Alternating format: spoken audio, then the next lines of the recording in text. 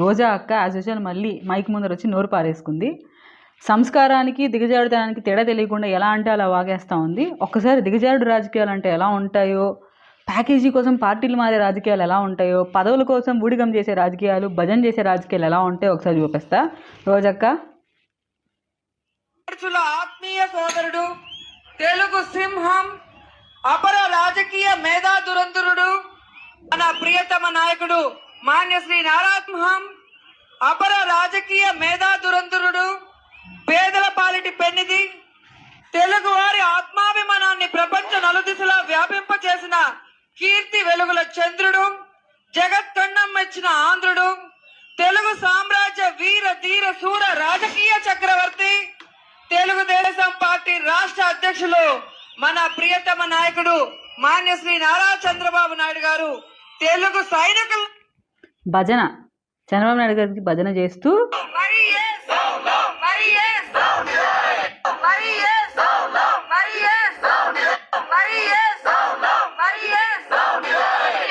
ఆ డిమాండ్లు మరి మద్దతు పలికించుకోవాలనుకుంటే మరి ఈ పోలీసులు ఆ అవినీతి ముఖ్యమంత్రి గారికి మద్దతు తెలియజేసి అక్రమంగా చంద్రబాబు నాయుడు గారి పార్టీలో ఉంటా రాజశేఖర రెడ్డి గారిని అమ్మనా బూతులు తిట్టి అవినీతి ముఖ్యమంత్రి అని చంద్రబాబు నాయుడు గారు భజన చేసావు. అది వర్కౌట్ కాక మళ్ళీ రాజశేఖర రెడ్డి గారి దగ్గరికి వచ్చి ఐరన్ లెగ్ అనే మాటలు అనిపించుకుంటా ఆ పార్టీలోనే ఉంటూ చంద్రబాబు నాయుడు గారిని తిడుతూ జగన్మోహన్ రెడ్డి గారిని ప్రసన్నం చేసుకొని ఆయన దగ్గర భజన చేసి చంద్రబాబు నాయుడు గారిని మళ్ళీ తిడతా ఇప్పుడు మంత్రి పదవి దాకా వచ్చాక దీన్ని అంటారు దిగజాడు రాజకీయాలన్నా, ఊడిగమన్నా, ప్యాకేజీ రాజకీయాలన్నా, పదవి రాజకీయాలన్నా దీన్ని అంటారు. ప్రజా సంక్షేమం తప్ప ప్రజాశ్రేయస్సు కన్నా ప్యాకేజే మెన్నా రోజక్కకి అని తెలియజేసే సాక్ష్యాలు ఇవి. సంస్కారం అంటే ఎలా ఉంటుంది తెలుసా? ఒక శత్రువు మనల్ని తిట్టినాడని తెలిసినా వాడు ఎటువంటి వాడైనా మన ఇంటి దగ్గరకు వచ్చినప్పుడు సాదరంగా ఆహ్వానించడం ఒక సంస్కారం ఉండే వ్యక్తి చేసే పని.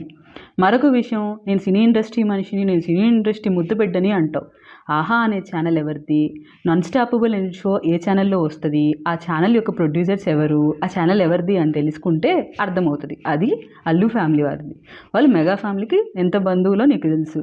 అలాగే ఈ ఛానల్లో అన్స్టాపబుల్ షోకి ఒక హోస్ట్గా మాత్రమే బాలకృష్ణ గారు ఉన్నారు. ఆ ఛానల్ అయింది కాదు, దానికి ఎవరైనా పోవచ్చు. ఈవెన్ జగన్మోహన్ రెడ్డి గారు కూడా పోవచ్చు, ఎందుకంటే బాలకృష్ణ గారు ఈ ఫ్యాన్ అంట కదా, కనుక తగ్గించుకుంటే మంచిది. ఇంకోటి కపట ప్రేమ జనసైనికులు. అందరికీ నమస్తే. నేను మీకు చెప్పిన జనసేన పార్టీ రాష్ట్ర అధికార ప్రతినిధి.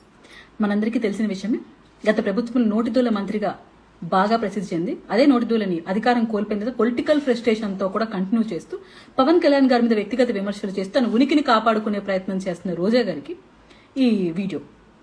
ముఖ్యంగా రోజా గారు రోజు రోజుకి దిగజారిపోవడం అంటే ఏంటి అని ఎవరైనా అడిగితే రోజా గారు నిలవేలెత్తి చూపించేటట్టు చేసుకుంటున్నారు మీ పరిస్థితి.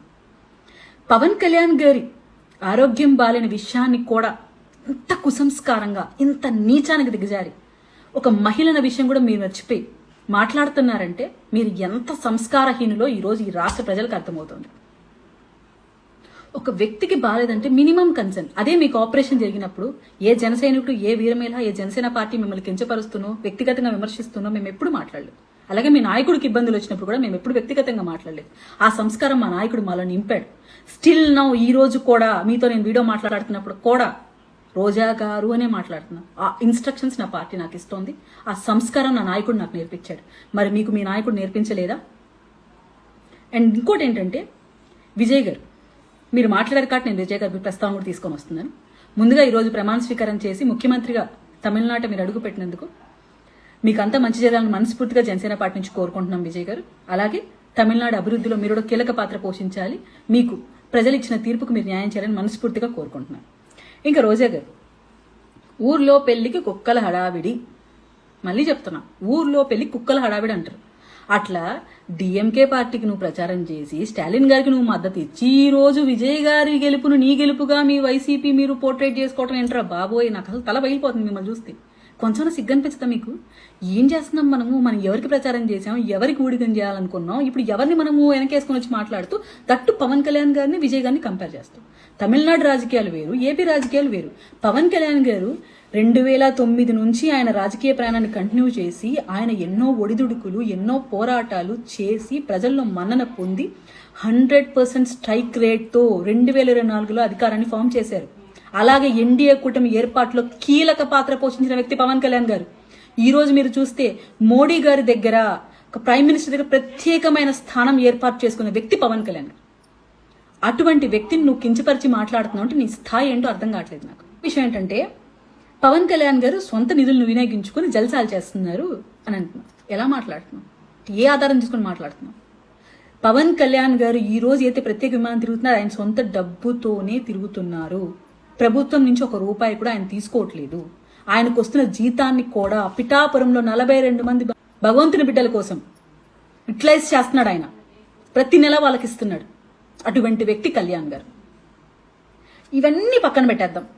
అట్ ప్రెజెంట్ మేము ప్రశ్నిస్తున్నాము అంటే అది తప్ప, ప్రశ్నిస్తే తప్పేముంది అని చాలా ఇంటలెక్చువల్గా మాట్లాడే ప్రయత్నం చేశారు మీరు. ప్రశ్నించడం అంటే ఏంటండి? ఇట్లా ఇంటర్వ్యూలలో లేదంటే ఒక మైకుల ముందర వచ్చి మాట్లాడమా? ఏం 11 మందిని గెలిపించారు కదా మిమ్మల్ని ప్రజలు. ఆ 11 మంది అసెంబ్లీలో క్వశ్చన్ చేయలేరా? ఏంటి మీరు ఏం చేస్తున్నారని మమ్మల్ని అడగలేరా? అంటే ప్రశ్నించడం అంటే ఇళ్లలో కూర్చొని మీరు 4 వీడియోలు చేసుకుంటూ లేదంటే ఏదైనా ప్రజల ముందరకు వచ్చినప్పుడు మీ వెనుకను కాపాడుకోవడం కోసం పవన్ కళ్యాణ్ గారి 4 మాటలు అనేసి వెళ్ళిపోతే అది ప్రశ్నించడమా? మీకు ధైర్యం ఉంటే మీరు ఇలాంటి వీడియోలో లేదంటే ఇలాంటి లైవ్లో కాకుండా రండి, బయటకు రండి, ఒక డిబేట్ పెట్టుకుందాం. నేను జనసేన పార్టీ అధికార ప్రతినిధి, నేను వస్తాను. మీరు కూడా వైసీపీ అధికార ప్రతినిధే కదా, రండి. నగిరిని మీరు ఎంత అభివృద్ధి చేశారు? నేను మొన్న నగిరికి వెళ్తే నాతో అంటున్నారు, ఇక్కడ గెలవలేకపోయిందామా, ఇంట గెలిచలేక రచ్చ గెలుస్తానని చెప్పి డిఎంకే పార్టీని సపోర్ట్ చేయడం కోసం తమిళనాడుకి వెళ్ళింది అని నవ్విపోతున్నారు. దరిద్రం పోయింది అంటున్నారు. సో అవన్నీ వాస్తవాలు కావు, నిజం మీరు చెప్పాలి కదా మాకు. నేను ఇంత డెవలప్మెంట్ చేశాను నగిరిని. సో పిఠాపురంలో పవన్ కళ్యాణ్ గారు ఎంత డెవలప్ చేశారు నేను నిరూపిస్తాను. అలాగే మీరు టూరిజం మినిస్టర్గా ఉన్నప్పుడు ఎంత డెవలప్మెంట్ చేశారో మీరు చెప్పండి. ఇప్పుడు కందులు దుర్గేష్ గారు ఎంత డెవలప్మెంట్ చేస్తారో నేను చెప్తాను. అలాగే డిప్యూటీ సీఎంగా పవన్ కళ్యాణ్ గారు వచ్చిన తర్వాత ఆ శాఖకి ఎంత అభివృద్ధి చేశారో ఈ రోజు దేశం మొత్తం మాట్లాడుకునే స్థాయిలో పంచాయతీరాజ్ని పెట్టారు. 13,326 గ్రామ సభలను ఏర్పాటు చేసి వరల్డ్ రికార్డ్ స్థాపించారు. దాదాపు 4,500 కోట్ల పనులకు శంకుస్థాపన చేశారు. అదేవిధంగా పల్లె పండుగల పేరుతో 1000 కిలోమీటర్ల సీసీ రోడ్లు ఏర్పాటు చేశారు. డ్రైనేజ్ వ్యవస్థను ఏర్పాటు చేశారు.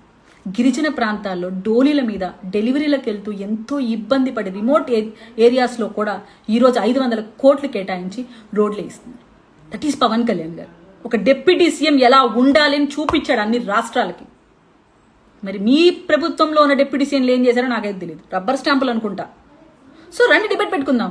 ఇలాంటి వీడియోలు చేస్తూ వ్యక్తిగత హననానికి పాల్పడితే జనసేన పార్టీ ఇన్స్ట్రక్షన్స్ మా చేతులు కట్టేస్తూ మా నోర్లు కట్టేస్తూ సబ్జెక్టే మాట్లాడండి అని మాకు క్లాసులు పెట్టి మరి వాళ్ళని ఎన్నన్నా మీరు పట్టించుకోకండి, మీరు తట్టుకొని నిలబడండి అని మమ్మల్ని సంస్కారవంతంగా విమర్శ చేయమంటుంది. కానీ మీరేమనుకుంటున్నారంటే ఇదా దిగజారి లేఖిగా మాట్లాడటమే ఒక పొలిటీషియన్స్గా మీరు చేయడం అనుకుంటున్నారు. బట్ జనసేన పార్టీ అది విమర్శిస్తుంది, తప్పు అంటుంది. సో మేము తగ్గి మీకు ఆన్సర్ చేస్తున్నాం. ఇప్పుడు కూడా రోజా గారు రెడీ, మీరే ఒక ఛానల్కి రండి, ఇద్దరం కూర్చొని డిబేట్ చేద్దాం. పవన్ కళ్యాణ్ గారు ఏం అభివృద్ధి చేశారు కుటుంబ ప్రభుత్వం ఏర్పాటైన తర్వాత, గత ప్రభుత్వంలో మీరేం చేశారు చూద్దాం.